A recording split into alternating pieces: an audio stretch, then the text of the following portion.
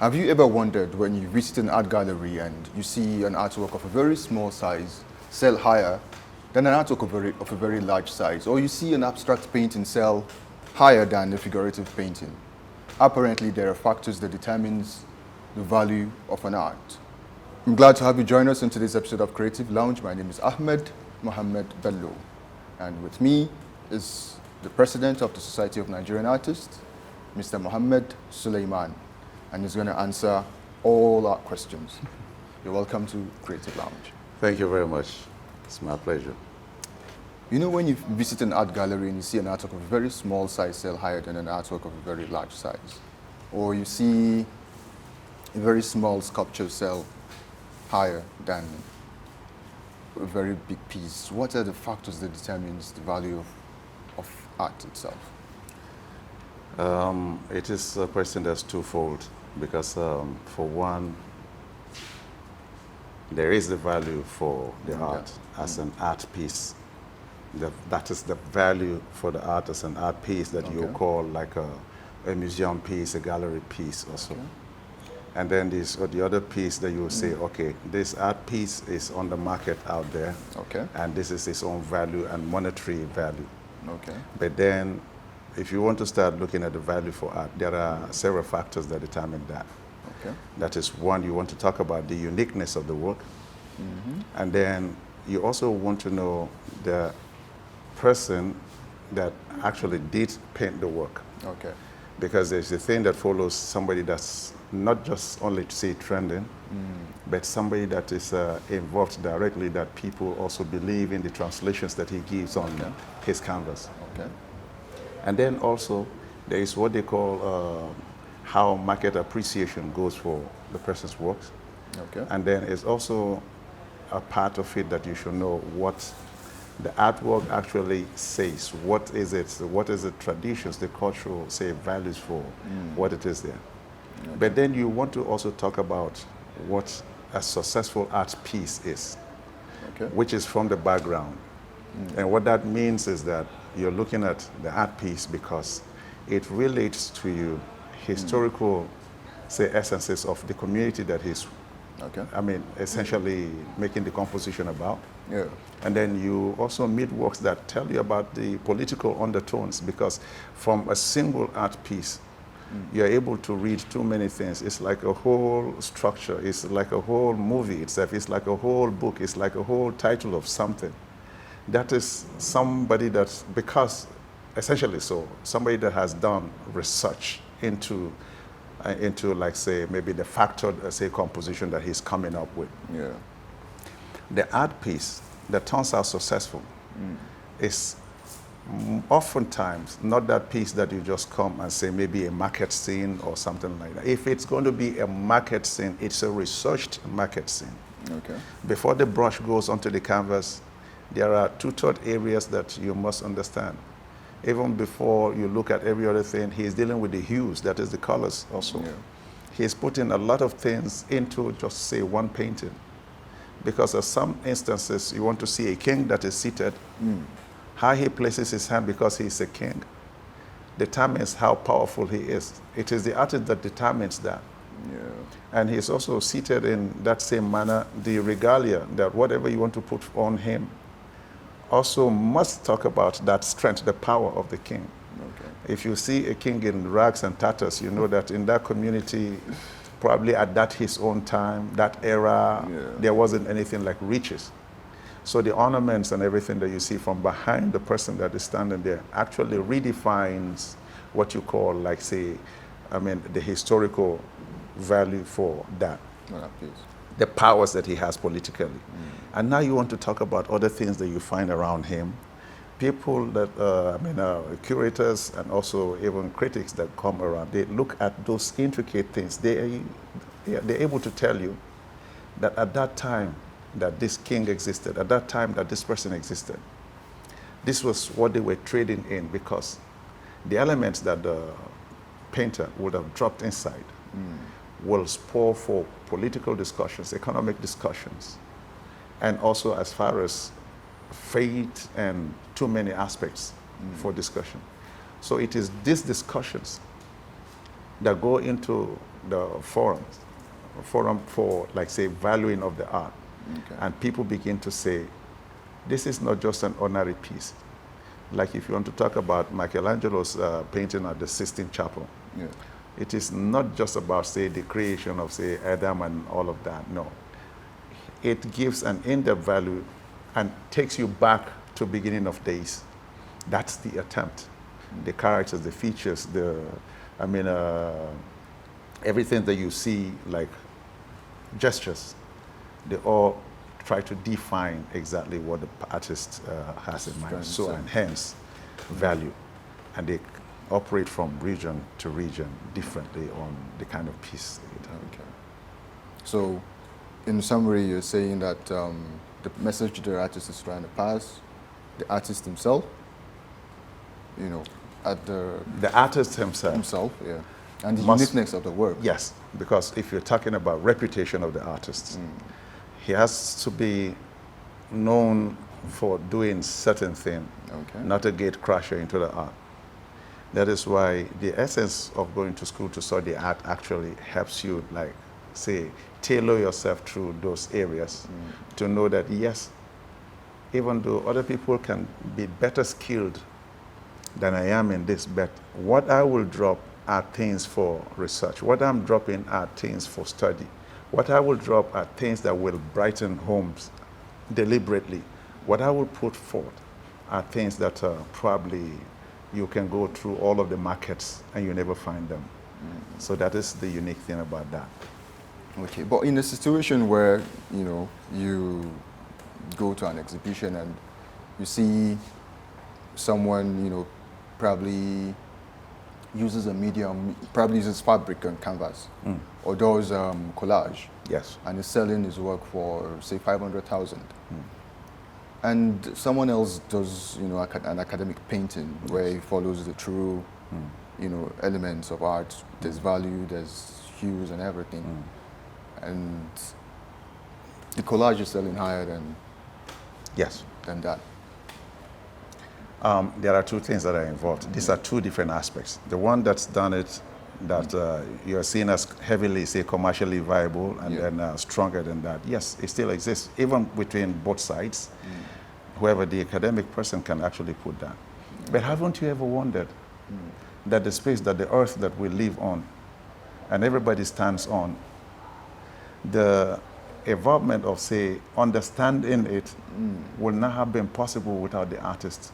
True. Haven't you ever wondered that space that we look at, the space that is between one planet and another, is not still visible until the artist puts it down for you? Haven't you also imagined that the distance that they say between the sun and this place here, Neptune, Saturn, Pluto, Mars, everywhere, it is still the artist that gives you the definitions to that. So this is not ordinary mixing kente, and this is academic. Like, he measures the distance.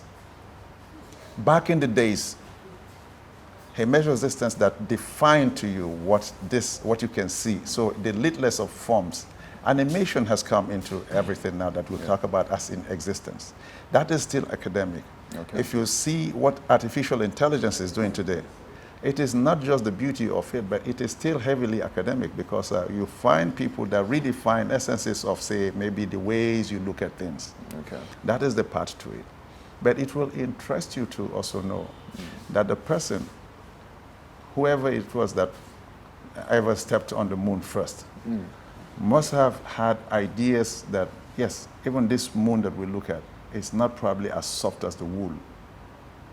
It is still the place that artists have defined to me as maybe crust or something. And when they came back again, they still spoke to the artist in trying to realize that the camera cannot spore and take the whole of the earth itself. So there are heavy cameras today that are doing so wonderfully well.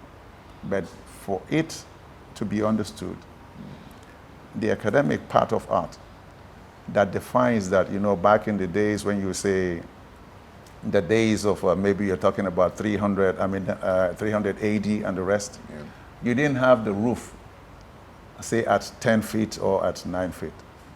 You go to some chapels, you see it's so very high. But today you can have The whole of that structure that makes for just one level of building can take up to 10 floors. The architects are all artists. They had to understand what what Leonardo da Vinci was doing back then. They had to understand that before the issues of aerodynamism and everything there. So academic art is not just what you drop on the canvas as a painting, but it's actually, say, a place where you redefine the essence of, say, living, life, biology, everything that you go to, physics and everything. These are all branches of art. So academic art is far deeper than anybody would want to, like, say, even want to look at. Okay. So it is the reason why we live at this level, and it is the reason why we still say that, look, you can build the whole of the earth. Okay. The absence of art only means that you build nothing. I agree. So what would you say of a person who, I'll paint a picture. We have a self-taught artist and a well-schooled artist, and they both produce art. And take, for example, the self-taught artist does not follow the true, forms of art itself, and he makes a painting. He probably has a canvas and just dashes yellow and blue and red and says it means something to him, and he wants to sell for a very high value. Is that fraud? No. It's still about beauty being in the eye of the beholder. Okay. It's like the issue of an architect and a draftsman. Okay. You definitely know the difference. The architect discusses, say, how, he conceives the idea. Okay. As far as putting it up to his drawing table, he's discussing structures, he's discussing too many things, the elements that are involved in architecture. Yeah. The draftsman is there because he knows how to put 2 bedrooms and a living room and everything at all times. And he knows how to do that part that he knows how to do so very well. When the chips are down, the draftsman never shows up. So the self-taught artist, you just understand, will not face anything because what it actually requires is the rudiments to understanding this. We might think that back in the days that there were no schools of art and then we had wonderful artists. Yes, one was a contemporary of the other, and then you understood that was why they call them geniuses, because they became the institutions for us to also learn through. You're talking about, say, Brunelleschi, you're talking about maybe Jackson Pollock, you're talking about too many artists there. But our concentration has been on the very famous. Leonardo da Vinci, Michelangelo, even Jackson Pollock himself, and then, Pablo Picasso. A lot had gone into the art. The institutions that actually brought out other faces of how to live life very well came in from the art. In the Savannah College of Arts and Design in Georgia, they say if you want to study architecture, it is advisable for you to be a painter, an artist, importantly, because there they see us, the art is looked at as the institution where you broaden your horizon in learning, in perceptions, in convincing yourself that yes, some things are doable, they are possible. Okay. And then there's this Japanese architect that also says at all times, it's his name that is Kenzo or something. He says for him at any point, one thing that he knows that has kept him moving has been the art, not architecture. And if you understand, he is an architect and he does many wonderful things around the world. Anywhere you go to study architecture too, there is art appreciation. You have to learn through that. Now, haven't you wondered that the syringes and then the laptops and the computers and everything that you have everywhere had to be designed? It is a whole world that evolves around the art. So art is in everything, and everything is in art. But then the person that needs to do art very well should study art. Self-teaching. The self-taught person may have too many limitations. But for as long as there are people that patronize, that's why they say that beauty lies in the eyes of, say, the beholder. So every person, there's nothing like bad artwork anyway. There's nothing like bad art. there will be appreciation for art in whatever level it is in, but you never will compare the one that is so researched through, taught through, and then processed through as in the same situation as any other thing. No, it wouldn't work like I'm going to pick on bad art, but we'll go on a short break, and when we return, we'll continue from where we stopped. We'll be right back.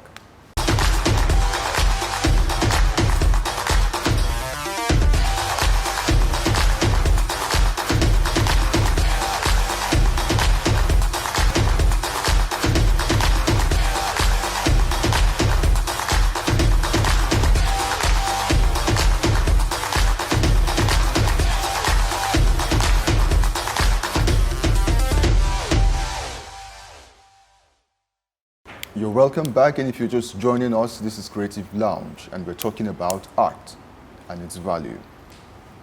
Just before we went on break, you mentioned bad art. Well, I am in the opinion that there's bad art. If someone does a very ugly painting and it doesn't appeal to me, can I call it bad art? Yes.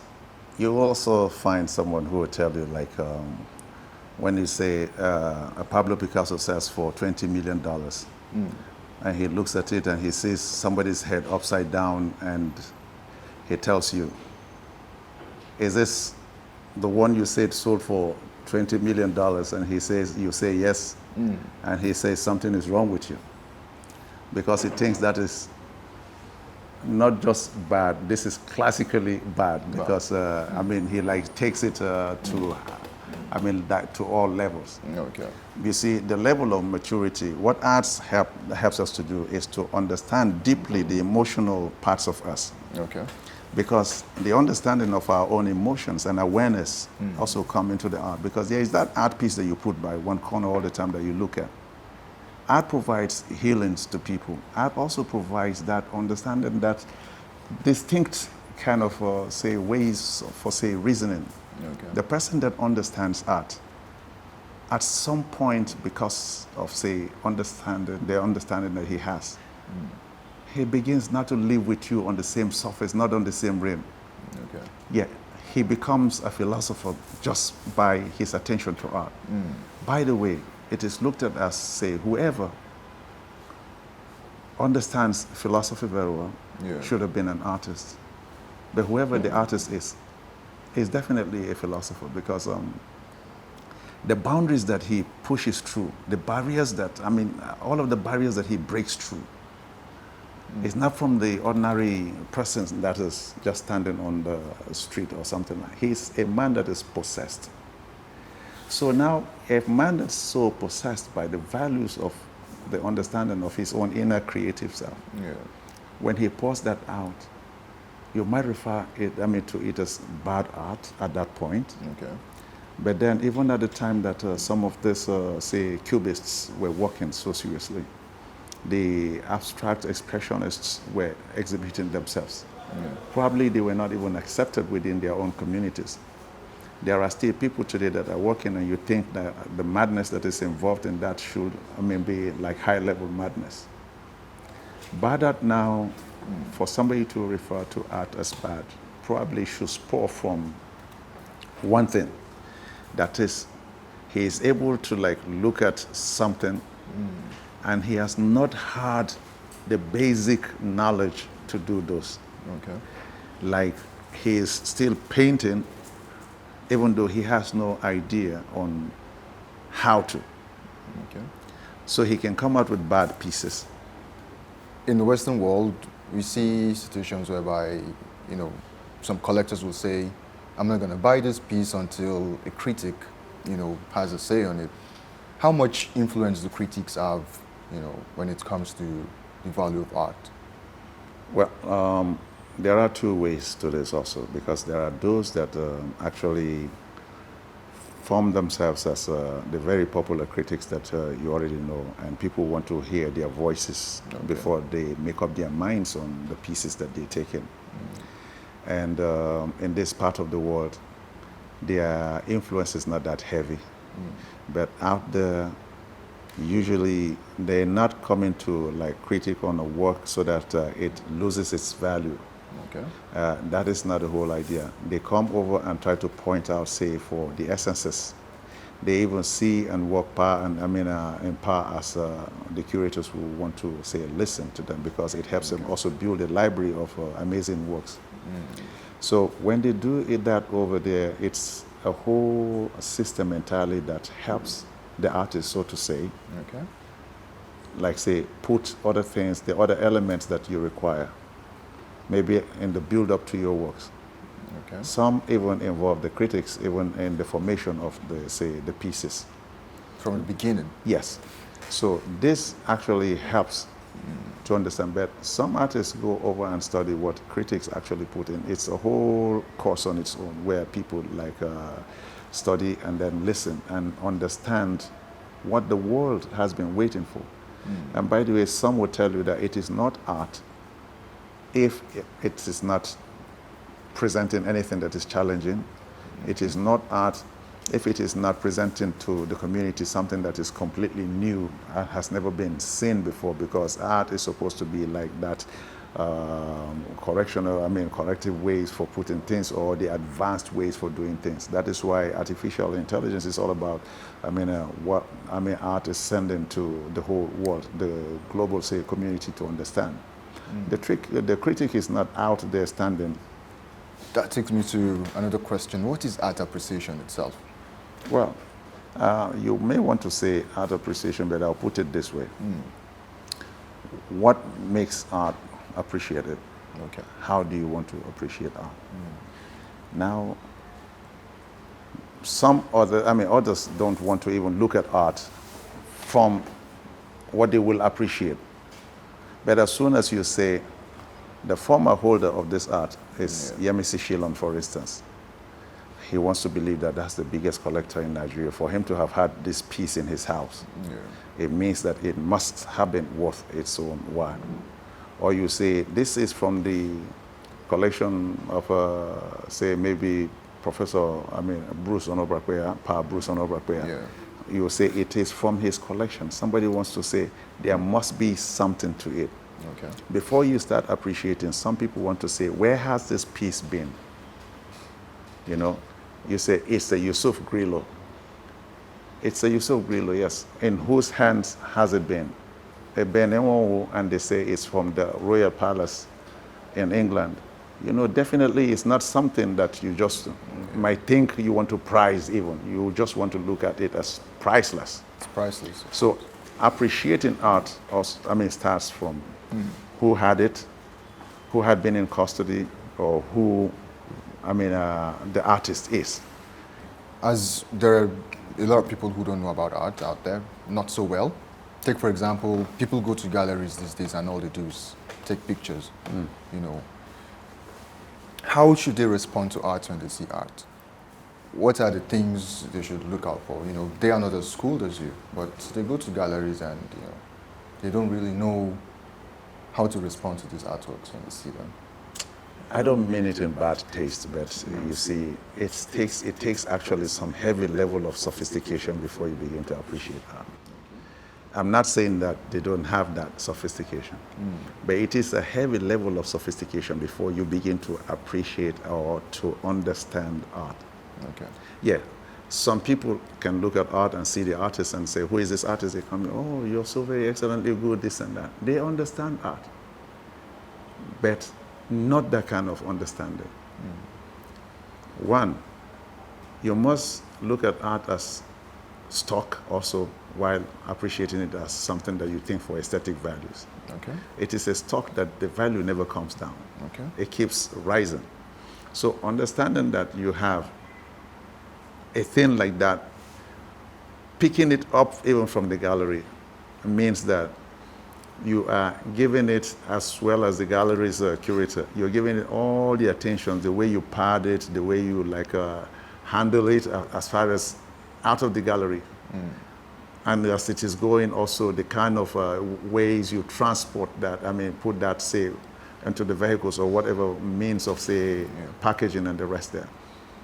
It gives it the understanding that you're carrying, not just, say, a thing that is a gold mine-like, but a thing that you know deeply represents a stock that you talked about earlier that won't come down. Now, the person that goes still takes his pictures inside the gallery, we love those people a lot because one way or the other, they also advertise that. Okay. They, put it on social media, it's everywhere, and people begin to appreciate. But in the essence of, say, understanding the piece or pieces there, the person that comes that you now understand as appreciating art, he doesn't pass through and say he's looking for a piece with landscape, no. You find him for about 5 minutes on a piece of art. Or he goes and he still comes back again and still stands there. Because emotionally, he's been like, he's down with it emotionally. And then it begins to speak to him. And he's hoping that the title of the piece also resonates with him. And he sees too many things that are attached to those pieces there. And he says, who is this? Is this a Dissé, a Tantua? Oh, no, is this a Duke? Is this, you are talking about too many persons. Okay.